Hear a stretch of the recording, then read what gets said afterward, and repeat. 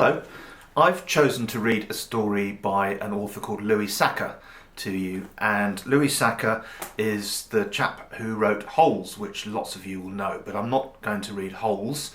If you want to read it, I can hugely recommend it. It's probably my favourite children's book, and there's a really excellent film as well, which Louis Sachar did the screenplay for, so all of the script, so definitely recommend Holes. But I'm going to read to you some stories from this book, which has lots of short stories in it, 30 short stories, as the introduction will explain, and it's called Sideways Stories from Wayside School.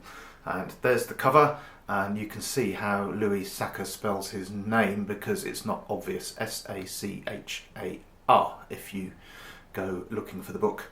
Okay, let's put that over there. And I'm going to read you the introduction because it explains a little bit that you need to know about this particular school, that is Wayside School. So this book contains 30 stories about the children and teachers at Wayside School. But before we get to them, there is something you ought to know, so that you don't get confused. Wayside School was accidentally built sideways. It was supposed to be only 1 story high with 30 classrooms all in a row. Perhaps a little bit like our school. Instead, it is 30 stories high with 1 classroom on each story. The builder said he was very sorry. The children at Wayside like having a sideways school. They have an extra large playground. The children and teachers described in this book all go to class on the top floor.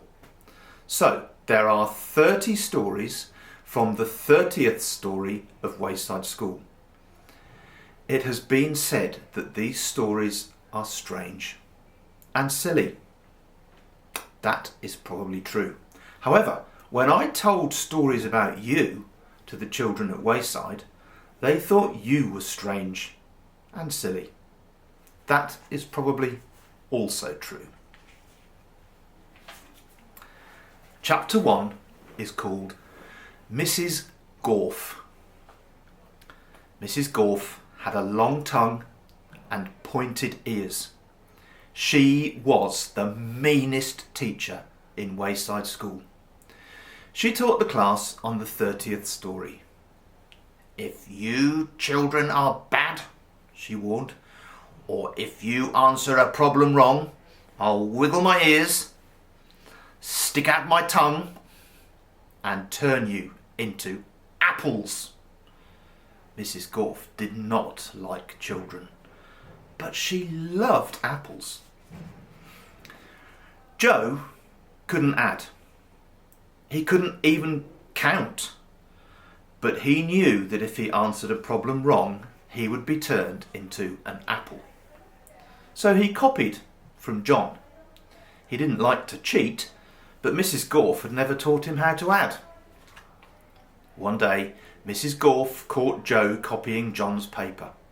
She wiggled her ears, first her right one, then her left, stuck out her tongue, and turned Joe into an apple. Then she turned John into an apple for letting Joe cheat. "Hey, that isn't fair," said Todd. "John was only trying to help a friend."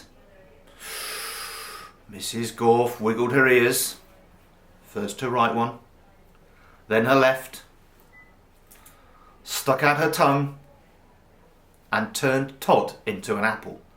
"Does everybody else have an opinion?" she asked.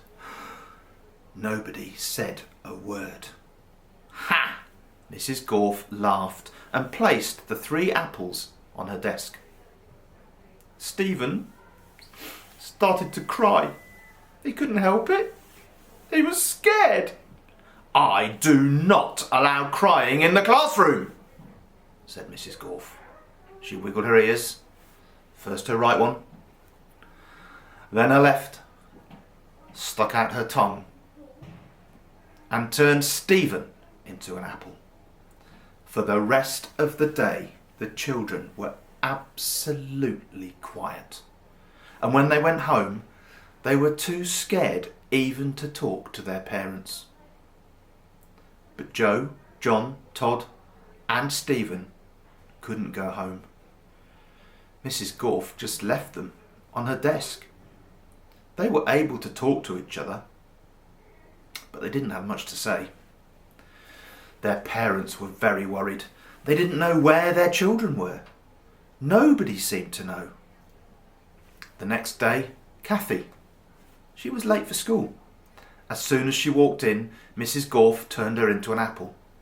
Paul sneezed during class. He was turned into an apple. Nancy said, "Bless you," when Paul sneezed. Mrs. Gorf wiggled her ears, first her right one, then her left, stuck out her tongue and turned Nancy into an apple. Terence fell out of his chair. He was turned into an apple. Marisha tried to run away. She was halfway to the door as Mrs. Gorf's right ear began to wiggle. When she reached the door, Mrs. Gorf's left ear wiggled. Marisha opened the door and had one foot outside when Mrs. Gorf stuck out her tongue. Marisha became an apple. Mrs. Gorf picked up the apple from the floor and put it on the desk with the others. Then a funny thing happened. Mrs. Gorf turned around and she fell over a piece of chalk. The three Erics laughed. They were turned into apples. Mrs. Gorf had a dozen apples on her desk. Joe, John, Todd, Stephen, Kathy, Paul, Nancy, Terence, Marisha, and the three Erics, Eric Fry, Eric Bacon and Eric Ovens. Louis, the caretaker, walked into the classroom. He'd missed the children at break time. He had heard that Mrs. Gorf was a mean teacher, so he came up to investigate. He saw 12 apples on Mrs. Gorf's desk. I must be wrong, he thought. She must be a good teacher if so many children bring her apples. He walked back down to the playground. The next day, a dozen more children were turned into apples. Louis, the caretaker, came back into the room. He saw 24 apples on Mrs. Gorf's desk. There were only 3 children left in the class. Wow, she must be the best teacher in the world, he thought. By the end of the week, all of the children were apples. Mrs. Gorf was very happy. Now I can go home, she said. I don't have to teach anymore. I won't have to walk up 30 flights of stairs ever again. You're not going anywhere, shouted Todd. He jumped off the desk and bopped Mrs. Gorf on the nose. The rest of the apples followed. Mrs. Gorf fell on the floor. The apples jumped all over her. Stop, she shouted, or I'll turn you into apple sauce. But the apples didn't stop, and Mrs. Gorf could do nothing about it. Turn us back into children, Todd demanded.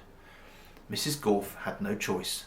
She stuck out her tongue, wiggled her ears, this time her left one first, then her right, and turned the apples back into children. All right, said Marisha. Let's go and get Louis. He'll know what to do. No, screamed Mrs. Gorf. I'll turn you back into apples.